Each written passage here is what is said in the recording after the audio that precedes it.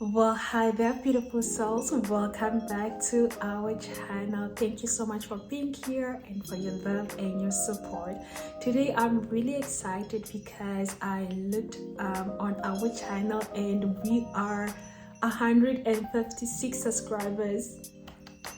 Thank you so very much. I really did not expect this, but I'm just so grateful for everyone that has been showing constant love, leaving nice comments, and just liking and following this page. I'm really grateful, and a big thank you from me to you. Now, today we have a very short and sweet topic of discussion, and that is what are the few things that you would want to know before coming to Denmark as an au pair. With no further ado, let's get into this video. So the first thing that we would love to establish is the basis of the au pair contract. I feel like it's very important before you come to Denmark, make sure you understand the work contract and you understand your schedule as well as an au pair. And if there is something that you do not understand, please just ask your family. They will be more than happy to explain to you what is within the contract. Is being an au pair in Denmark, you do not work Monday to Friday, you work Monday to Saturday. Saturday from whatever morning hour that you start work till 12 noon. I know most other European countries au pair work Monday to Friday, but here in Denmark, you work on a Saturday till 12 p.m. The au pair does light household chores as well. So most families do not have like cleaners, some do, but most of the time au pair are allowed to do light household chores. And also if there's a dog, to walk the dog twice to 3 times a day here in Denmark. And your family would also have to pay for your flight and your language course as well. So I feel like for the basic, that is like what you have to know and understand before coming to Denmark. Moving on to point number 2. Now, point number 2 is very short. So I know there's this TikToker and he always says, Habibi, come to Dubai, yalla. And I'm like, Habibi, come to Denmark, yalla. Because why? Here, people speak English. So if you are not comfortable with your Danish yet, or you do not know how to speak Danish, not a problem. You can still come to Denmark because people here speak English and Danish as well. Speaking about finances, we are first going to look at the currency that people use here in Denmark. Unlike other European countries, Denmark uses a different currency, and that is called the Danish krone, and they do not use euros, they use Danish krones.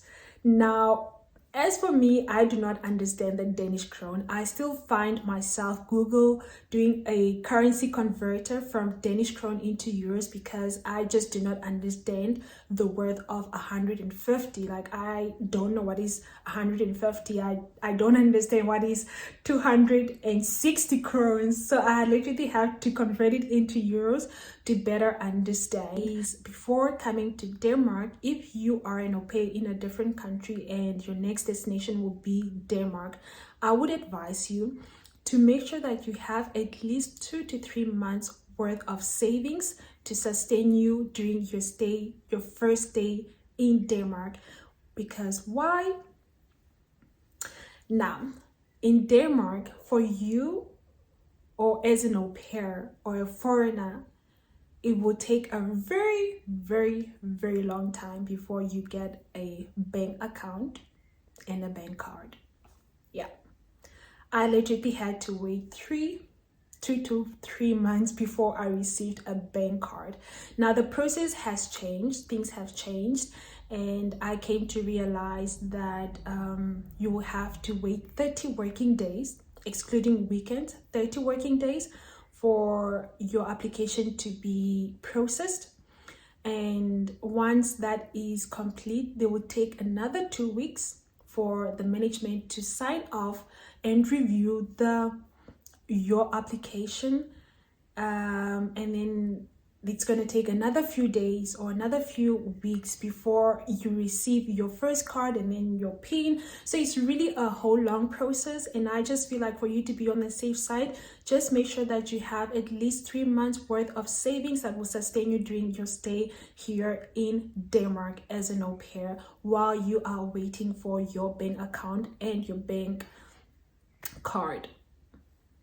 I feel like it's also important that I also mentioned that Denmark overall is slightly a costly country. It's a little bit expensive to live here in Denmark. And for you as an au pair, I would say that it is very important that you use wisely your funds or your allowance. What I would normally do if I know that I'm going to hang out with friends or going out with friends, etc., I would make sure that I am well fed, like I eat enough food, that I'm full, so that when I go out, I don't buy a lot of food because I know it's costly, and probably just get a drink or two. Then I know that, okay, I've eaten, I'm full, now I'm just only gonna spend on drinks alone. So I would really advise you that just wise with your spending. Don't overspend when it comes to going out or dining out. Of course, there is no problem with really treating yourself. If you feel like you deserve it, treat yourself. I mean, we are here for the experience, but also just be mindful that things here in Denmark are a little bit costly. Now, with that said, I would also just want to advise the females. We know we all like to look lovely and flourished and put together and all that. Since we know that Denmark is a little bit costly, and there is an app called Shein, and Shein is a girl's best friend. All the summer deals, all the amazing clothes, all not so high quality brands and clothing are found on Shein. I feel like Shein is just a girl's best friend. You know, when you do not earn much, like you can find really a lot of stylish clothes at a fairly good amount, like really fairly good amount. Shein can be addictive, that I promise you. Shein can be addictive because everything is such at a low price, like really low, you can afford it. So also be mindful when you are spending on Shein, because you don't want to overspend.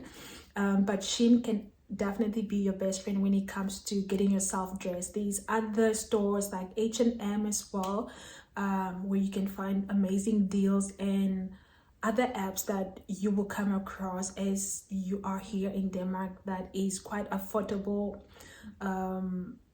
for your allowance. And I feel like for me, it's really important that I always maintain a lifestyle within my finances or my financial state and not above. Like this dress, right? This pretty dress that I have on, I got it on a thrift shop. I'm a thrifter, you all know that. So, you know, you can buy some clothes at Shein. There's always summer markets, thrift shop, vintage shops. So make use of that, right? Okay. Now, with that said, we are moving on to point number 4. Point number 4 will focus on transportation within Denmark. Like the Netherlands, Denmark also uses bikes. However, as for me, no thank you. I do not want to go on the bike and fall down for the 5th time. I've had my share of tragedies with bikes, so I would rather opt to take the train or simply take the bus. If you have your resident cards, some people, or the normal process would be for you to apply for a train card, which might take 3 to 4 weeks before you receive a train card. And I don't want you to be seated at home while it's your new time being in Denmark and being bored. I would want you to go out there and explore and meet people. So I would send you to Copenhagen Central Station. Once you receive your resident card, go to Central Copenhagen, the station, and get yourself a train card there. I can't remember the amount that you pay, but it's not a lot. I think it's like 100 krones, which is like 13 euros. So that is what you would want to do. Get yourself a train card. Now, once you receive your train card, there is an automatic a discount on this card, meaning that you can travel on a discount price within the country. Now, compared to the Netherlands, whereby I would normally pay a certain amount to travel within the weekend for free, here in Denmark, you top up as you travel. That means that you have to top up your card, like add funds to your card and travel as you go. Always make sure that you check in, because if you do not check in, there's €100, which is 750 krones, which is equivalent to €100 fine. So if the moment that you forget to check in, that train officer will come with the nicest smile and give you a ticket in your face, €100, and you're just like, Jesus God, why? I got a ticket. So I'm literally speaking from experience. So make sure that you always check in, make sure that there's always fund on your train card, and yeah, you'll be on the safe side. So again, make sure that you go to the central station, you'll get your card immediately, and you won't have to wait for 4 to 3 weeks to get your train card. Moving on to point number 5. Now, point number 5, I think, is also related to basically the travel as well.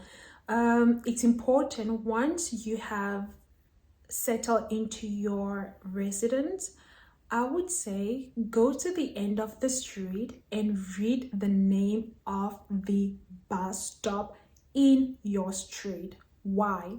Because there is a assigned bus to stop at that specific bus stop within that street. Okay, now again, this is me speaking from experience. I went on a bus thinking that I was gonna go into my street. This bus did not enter my street. It literally just went past by my street and it did not stop, right? And I found myself in a different city, and I had to